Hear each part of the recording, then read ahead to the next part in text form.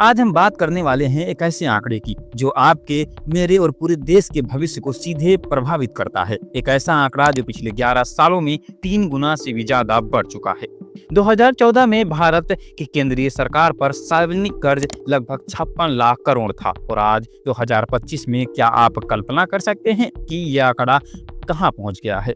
आज का आंकड़ा बताता है कि 181 लाख करोड़ से भी ज्यादा है। जी हाँ, 56 लाख करोड़ से सीधा 181 लाख करोड़। ये केवल एक संख्या नहीं है, ये एक बोझ है हम सब पर, आप पर और देश की अर्थव्यवस्था पर क्या असर डालता है। क्या ये अच्छा है या बुरा है? आइए आंकड़ों की जुबानी सरल भाषा में समझते हैं। सबसे पहले ये समझना जरूरी है कि ये सरकारी कर्ज आखिर है क्या। ये वो पैसा है जो सरकार ने देश को चलाने के लिए, विकास के लिए उधार लिया है। ये कर्ज मुख्य रूप से 2 तरह के होते हैं। पहला जो घरेलू कर्ज जो देश के अंदर ही लिया जाता है और दूसरा बाहरी कर्ज जो विदेशी संस्थाओं से लिया जाता है, जो आज लगभग 736 अरब डॉलर है। तो कर्ज इतना क्यों बढ़ा, ये भी जानना बेहद जरूरी हो जाता है। इसका पहला और सबसे बड़ा कारण है विकास और इंफ्रास्ट्रक्चर। सरकारें नई सड़कें, रेलवे लाइन, एयरपोर्ट्स और बड़े पावर प्रोजेक्ट पर भारी खर्च कर रही हैं। ये भविष्य के लिए एक जरूरी निवेश है। दूसरा कारण ऐसी घटनाएं जिसने पूरी दुनिया को बर्बाद कर दिया। कोविड-19 महामारी अर्थव्यवस्था को डुबाने से बचाने के लिए सरकार ने बड़े राहत पैकेज दिए और लोगों को सहारा दिया।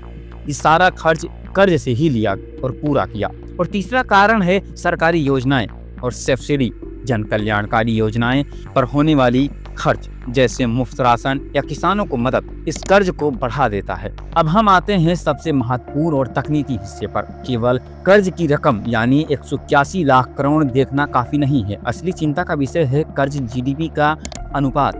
ये अनुपात बताता है कि देश की कुल कमाई जीडीपी के मुकाबले कर्ज कितना है। 2025 में भारत का ये अनुपात लगभग 56.5% है। लगभग मतलब अगर देश 100 रुपए कमाता है तो उस पर लगभग 56.5 रुपए का कर्ज है। इसे कम करना अत्यंत जरूरी है। क्योंकि अगर यह अनुपात बढ़ता जाता है तो कमाई का बहुत बड़ा हिस्सा केवल ब्याज चुकाने में चला जाता है और जब आप सिर्फ ब्याज भरते रहें तो देश के विकास के लिए पैसा बचाना मुश्किल हो जाता है। तो 181 लाख करोड़ का ये बोझ सीधे हम पर यानी आम जनता पर कैसे असर डालता है? पहला असर, जब हम इस कर्ज को देश की जनसंख्या से भाग देते हैं तो आज हर भारतीय नागरिक पर औसतन 1.2 लाख रुपए से अधिक कर्ज है। ये एक तरह से आपकी और मेरी भविष्य की देनदारी है।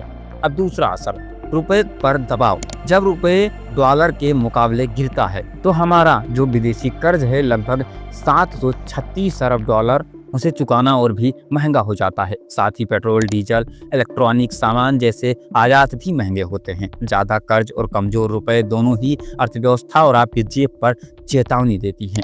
तो ये था हमारे कुछ रिसर्च, हमने कोशिश किया। तो दोस्तों निष्कर्ष यह है कि 56 लाख करोड़ से 181 लाख करोड़ तक का सफर भारत की बढ़ती अर्थव्यवस्था को दर्शाता है, लेकिन साथ ही कर्ज का बोझ भी दिखाता है। ये कोई ब्लैक एंड व्हाइट सिचुएशन नहीं है। एक व्यवस्था के लिए ये जरूरी है कि जीडीपी की रफ्तार हमेशा कर्ज की रफ्तार से तेज रहे। अब आपके लिए एक सवाल छोड़ रहे हैं, आप क्या सोचते हैं? भारत के विकास के लिए इतना कर्ज बढ़ाना जरूरी था या आंकड़ा आपके लिए चिंतित की बात है? हमें कमेंट में जरूर से बताइएगा और आपको इस विशेष रिपोर्ट में सरल और उपयोगी क्या लगा वो भी जरूर बताइएगा। इस वीडियो को लाइक करिएगा, हमारे चैनल को सब्सक्राइब करना मत भूलिएगा। मेरा नाम था आशीष और आप देख रहे थे वेट्स न्यूज। अगली रिपोर्ट क्या होनी चाहिए और हमें कितना रिसर्च करना चाहिए, अगर आप समझते हैं तो जरूर बताइएगा। चलिए मिलते हैं किसी नए अपडेट के साथ, तब तक के लिए जय हिंद, जय भारत।